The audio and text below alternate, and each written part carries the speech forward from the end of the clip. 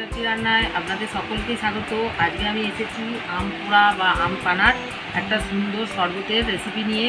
তাহলে বন্ধুরা পাশে থাকুন, দেখতে থাকুন। আশা করছি আজকের রেসিপি ভালো লাগবে।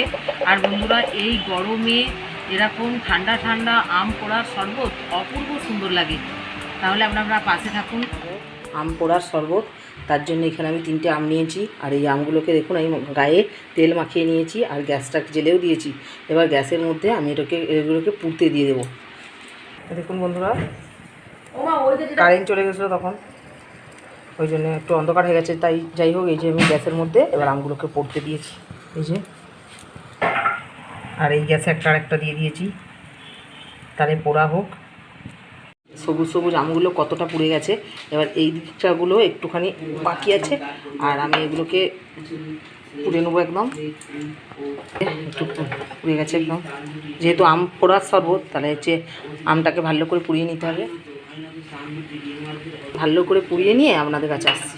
দেখুন বন্ধুরা, আমগুলো এরকম করে এই যে কত সুন্দর পোড়ানো হয়ে গেছে দেখুন। এবার এগুলোকে একটু ঠান্ডা করে নেব। এবার বন্ধুরা দেখুন, এই যে আস্তে আস্তে করে আমি খোসাগুলোকে ছাড়িয়ে নিচ্ছি। এই যে আম থেকে আমি সব পোড়া অংশগুলো মোটামুটি বাদ দিয়ে দিয়েছি। আর এই যে দেখুন এত খোসা বাদ গেছে। এবার আমি এই আমটা থেকে চটকে চটকে আমের পাকগুলোকে বার করে নেব। এরকম করে নিয়ে একটা মিক্সি, এই যে মিক্সির মধ্যে একটুখানি পিষে নেবো মিক্সিতে। আমি এই যে আমগুলো থেকে পাক বার করে নিয়েছি, এই যে নিয়ে এই যে দেখুন এই মিক্সির মধ্যে দিয়ে দিয়েছি। এবার আমি একটু মিক্সিতে একটু পেস্ট বানিয়ে নেব।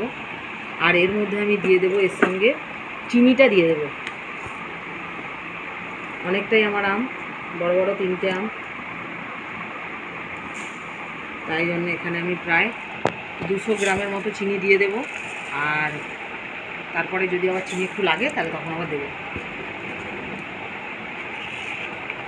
এবার এটাকে আমি মিক্সড করে নিচ্ছি। মিক্সিতে এরকম করে পেস্ট করে নিয়েছি। এবার একটা বাটির মধ্যে যে ঢেলে দিচ্ছি। এবার এর মধ্যে আমি কিছু মশলা অ্যাড করব। তার মধ্যে আমি দিয়ে দিচ্ছি 1 চামচ মতো জিরের গুঁড়ো। আর দিয়ে দেবো আমি 1 চামচের মতো জলজিরা। আর দিয়ে দেবো 1 চামচ মতো বিট লবণ দিলাম। আর দিয়ে দেবো এমনি নুন স্বাদ মতো দিয়ে এই সব মিশ্রণগুলোকে আমি একসঙ্গে ভালো করে মিশিয়ে নেব এরকম করে। বন্ধুরা দেখুন, এই যে কত সুন্দরভাবে মেশানো হয়ে গেছে। এবার আমি একটা গ্লাসের মধ্যে, আর এখানে আমি বরফ নিয়েছি, বরফটা দেব। মানে এই গরমে একদম প্রাণ জোড়ানো শরবত। আপনারা নিশ্চয়ই এটা ট্রাই করবেন। আর খুব স্বাস্থ্যকর, মানে শরীরের খুবই উপকারী।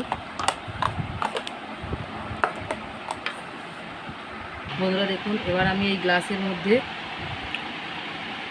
একটু করে করে এই আমের পাক দিয়ে দিচ্ছি।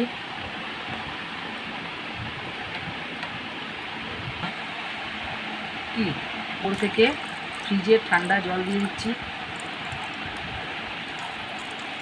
এগুলো ঠান্ডা ঠান্ডা এত সুন্দর টেস্টি হয়।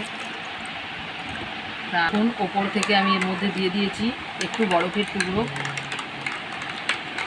এবার ভালো করে এইটাকে আমি মিশিয়ে নিচ্ছি। আপনারা নিশ্চয়ই বাড়িতে এটা ট্রাই করবেন। আর যদি ভালো লাগে আমাকে তাহলে অবশ্যই লাইক, শেয়ার, সাবস্ক্রাইব করবেন। আর কমেন্ট করে আমার পাশে থাকবেন। আজকে আমরা বাড়িতে 4 জন আছি, তাই 4 গ্লাস বানিয়েছি।